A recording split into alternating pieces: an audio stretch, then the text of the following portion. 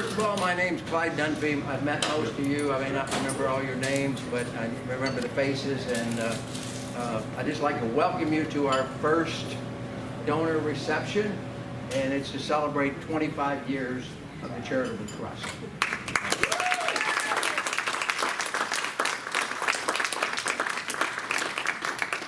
And this is really about you. It takes a lot of people to make the trust run. It takes donors, it takes volunteers, and it wouldn't be possible without us all working together. You know, this started as a dream by 4 people, and after a committee and the NCA Board of Directors approving it, it became a trust in 1997 with basically $1,800. And we have grown it to what it is today, and I'll give you some numbers a little bit later. It's going to be a short presentation and highlight a few things. We missed a few people today, so if you know anybody that was a donor and we missed you, or if you see us on video, that was not our intent. It was our first attempt at this, and email lists, how we get them, how we collect them. People donate anonymously. And if you do that, that's great. We love to get the donation. We just don't know who you are, you know. And that's, I think, part of being anonymous. So anyway, we do appreciate y'all being here. And just briefly, the Charitable Trust is managed by the Charitable Trust Management Board, of which I'm the chairman. But the trustee, which is the NCA Board of Directors, oversees the work. They have designated and trust the management board to do the day-to-day activities of the trust. And there's a poster in the back that has 48 people since we started in 1997 that have either been a member of the trustee or they have been on the trust management board, and they've donated their time and resources to help us. And some have passed away, and but they were instrumental in helping us get started in the early days of the trust. But I would like to introduce the current president of the trustee, which is happens to be the NCA president, to say a few words, and that's Mr. John Cornell. John? Thank you, Clyde. Most of what I would say would be to reiterate what Clyde has just said. It takes a lot of people to make this trust successful. And the people and their donations with time, money, efforts have made a difference, a tremendous difference in the Newfoundland breed over the years, in health and rescue, and safety of dogs. It's just been a very, very positive step forward. So we wish to thank everybody who has contributed in any way, and you certainly do help make the lives of us a lot easier to keep performing at the level we're performing. And we do have a good trust and a very well managed trust. We have good trust members, and it's very important. Clyde does a good job of keeping everything on track and reports back to the board often. Mary Price does an excellent job with our finances. We're just very, very fortunate to have the quality and the intelligence of the volunteers that we have. And we're also very, very lucky to have you folks that make contributions to the trust. So thank you very, very much.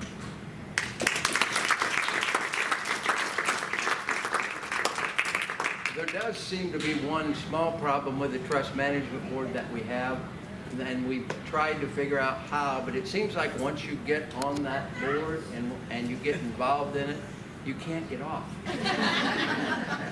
I'm not exactly sure why that is, but a few of the people that are here, and if you could just stand for a minute so people know who you are.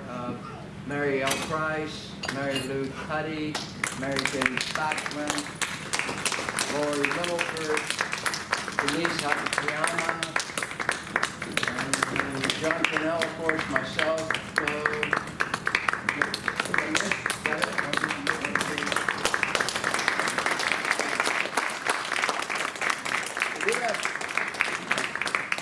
We do have 2 other current trust board members that aren't here with us. Chris Plum, some of you may know Chris. He was from Minnesota, currently lives in New York, Wappinger Falls, I believe, and Roger Powell, who was in North Carolina and currently is still frozen in Minnesota, northern Minnesota. I think he told me there was still snow and ice up there a couple weeks ago. So I hope he's thawed out by now.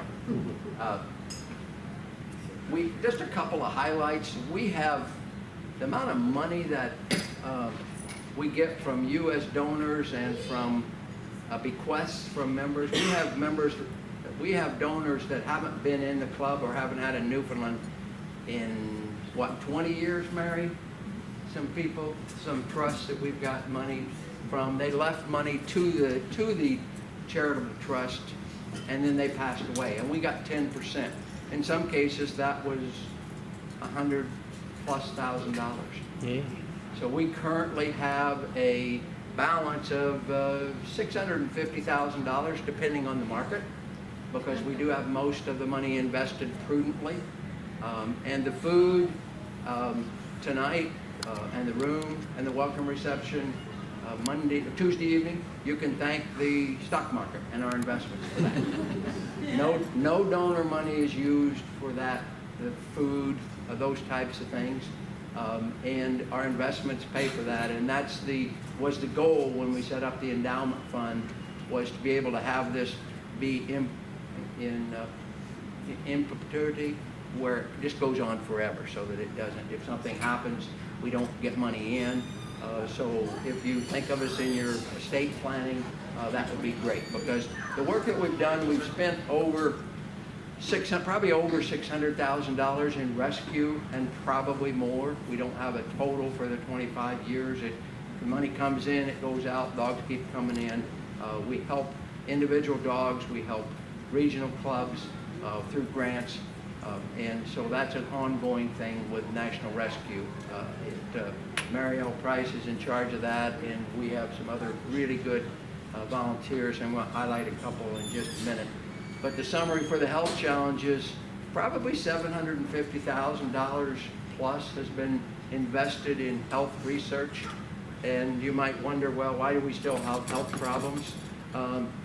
It takes, research is a slow process. When we do research, it always doesn't give you just a direct answer. So from that, we're doing research on SAS at this time in a couple of places. We've got a request for proposals out at the Morris Animal Foundation. We're doing research at Michigan State University. Barbara Janess, Barbara's here someplace, right? There, Barbara back here. Thank you. Barbara and her group raised over $50,000 for Newfoundland four-limb anomaly research, which is, Barbara, your group. The CTMB funded a small study of $15,000, but Dr. Velma at Newfoundland four-limb anomaly research, that was part of a full proposal she wanted to do over 2 years, and with a simple online Facebook fundraising effort, we were able to raise the entire, not just the ACORN grant, but the entire amount of money to fund that. So that was amazing.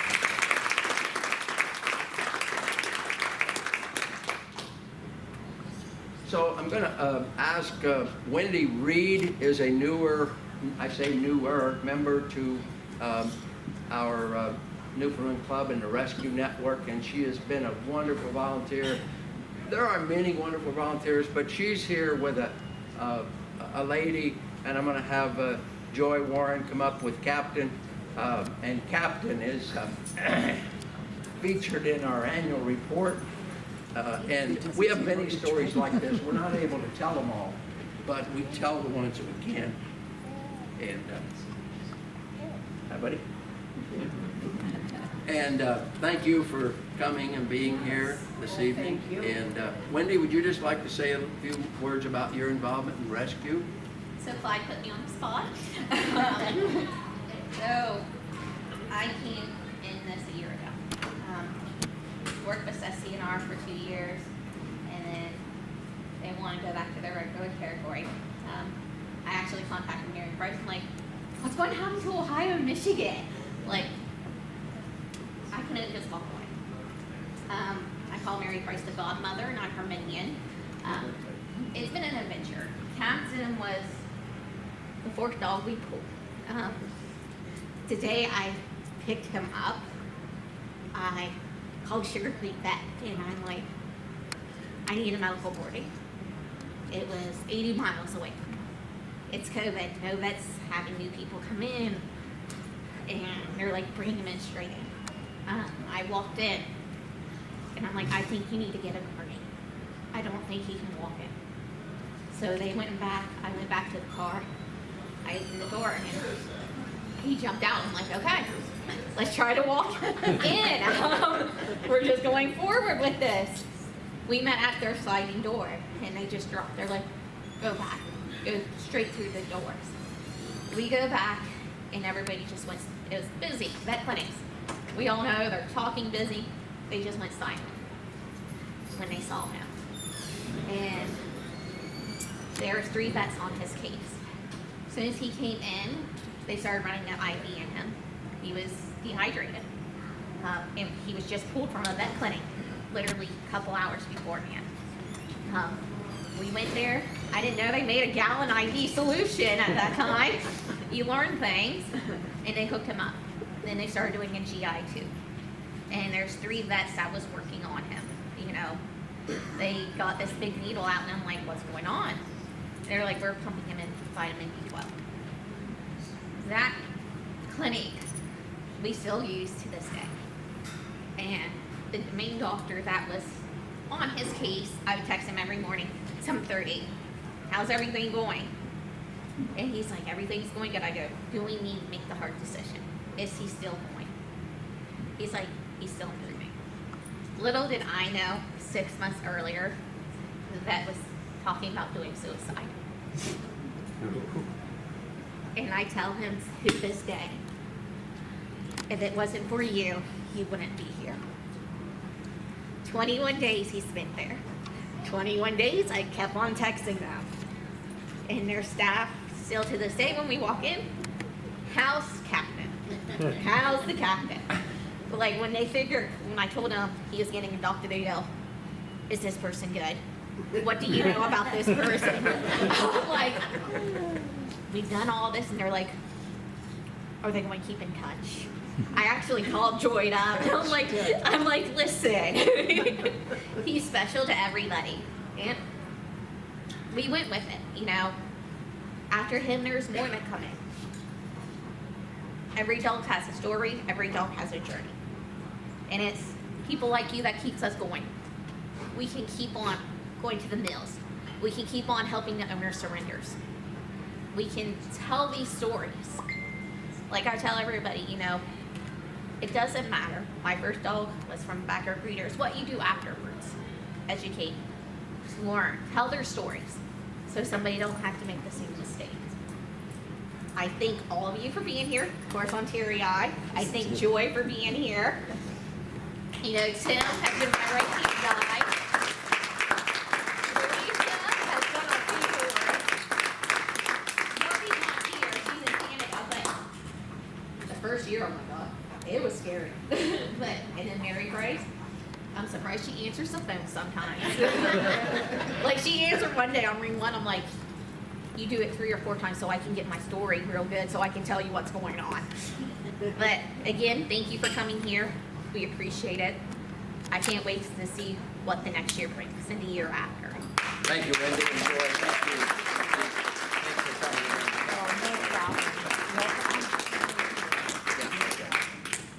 You're 10 minutes away from here? Yeah. Well, that's great. Yeah. It's handy. Thanks for bringing him, and thanks for the other dogs. And Yep. I'll tell you, He's if checking that out. story that you read in the annual honey. report doesn't bring a little tear to your eye, it's kind of callous, because I thought it was very, very well written in the annual report.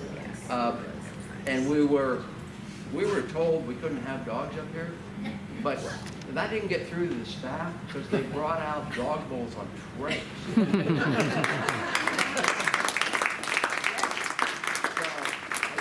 I think they were pretty accommodating. That's a little story that I thought kind of gets to the heart of what we do for rescue and what it's about. One of the others in the donations part of it is I got a call from Mary Jane in, I don't remember, December sometime, And she said, I have a donor that's got stuff. You know, that's Mary L's word. She says, we got stuff. What are we going to do with stuff?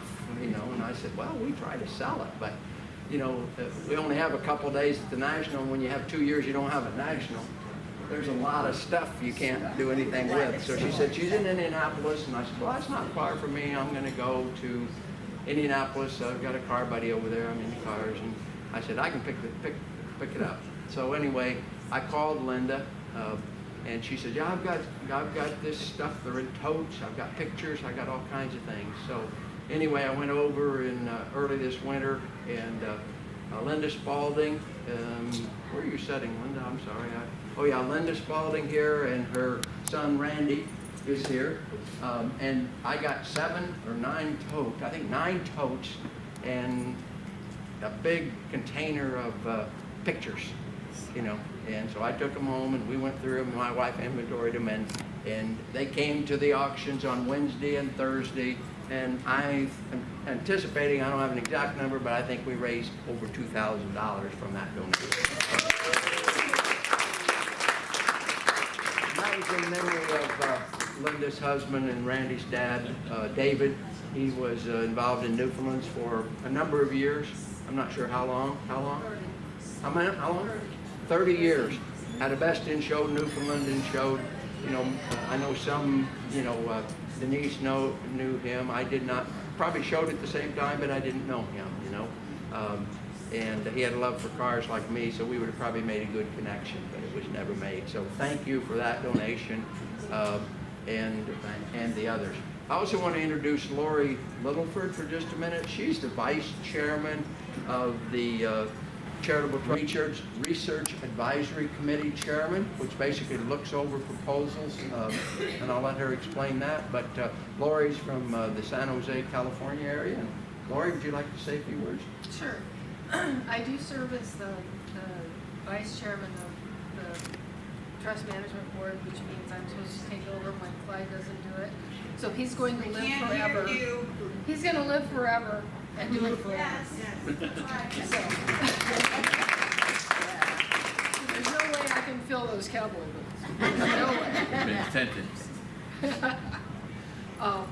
As far as RAC's duties, we look at research proposals that have been submitted to the Canine Health Foundation, as well as the Morris Animal Foundation, as well as projects like Barbara Janessa's group that came to us directly. And we did end up working through Morris Animal Foundation because that was really the best way of doing it. That was the best way of doing it.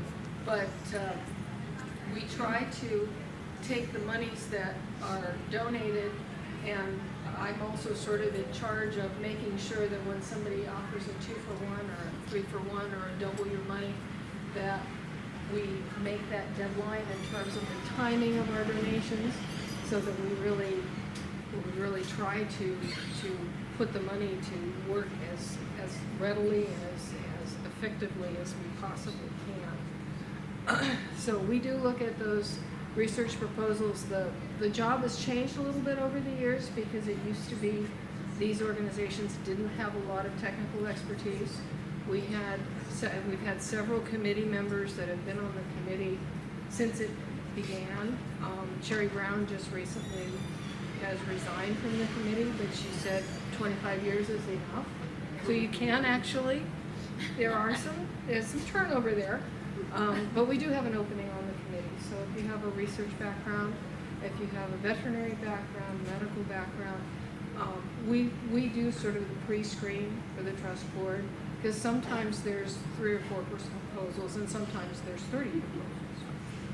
We don't get so much into the scientific design anymore because there's a limited amount of information that we get from both CHF and Morris Animal Foundation.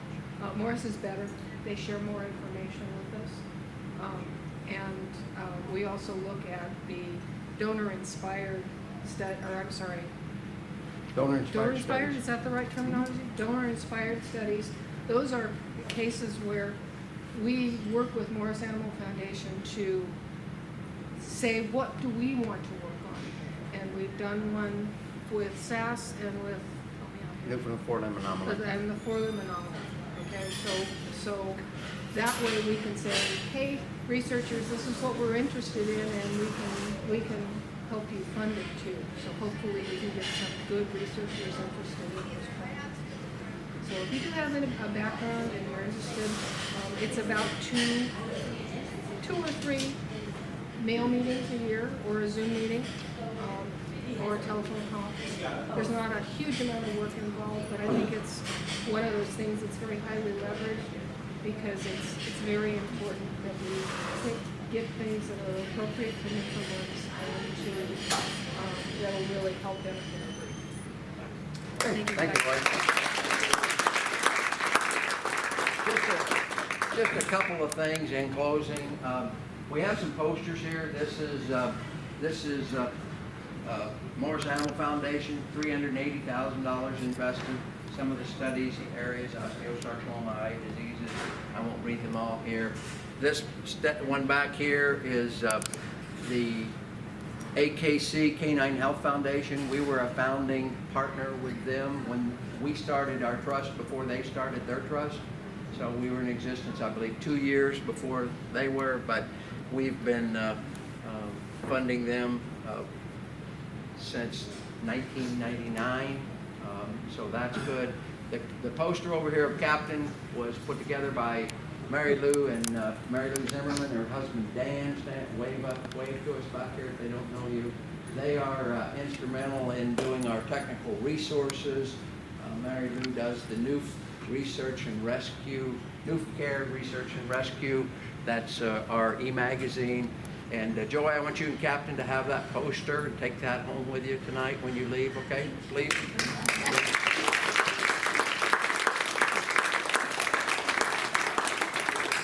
And then the last poster was, again, the members, people that have helped us throughout. So I don't know how long I'm going to be the chairman of this trust. I've been the only, the only chairman.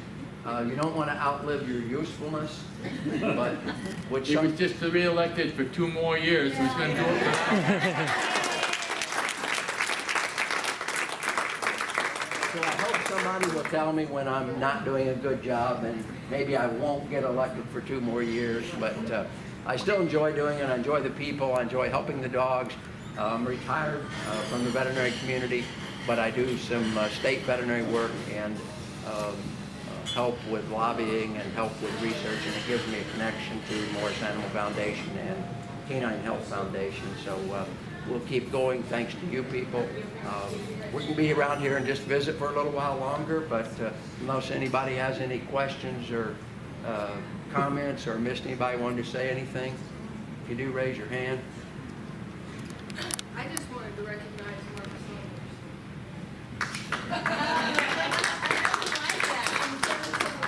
Sorry. He's the guy that drives the stuff around. Okay. Who's that, Mark? Right, so this- I'm his wife, and I'll tell you guys, you can do a big favor, is buy the stuff that he puts out.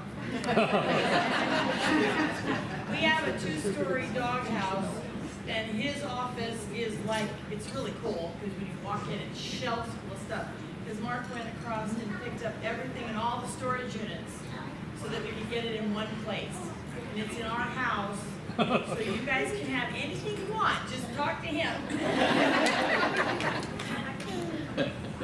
Thank you, Pam. Yeah. And I might have missed 2 people that were involved in the past 3 days. One is Sue Miller. Sue does rescue with Mary. And,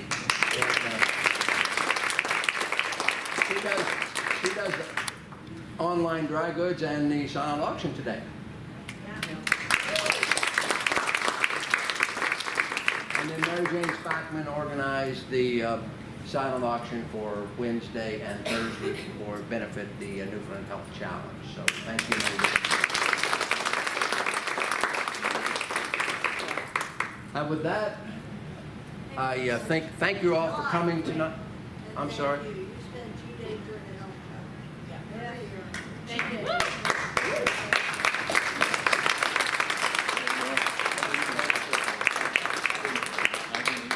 If you want to repeat that, I'm sorry, I couldn't hear that. Okay. You're welcome. So with that, have a good evening. There's more food here. Stay around, visit for a while. The doors don't open up till 8 o'clock, so we've got some time here. So thank you again for coming, and we'll see you at some point in the future. And thank you for your donations.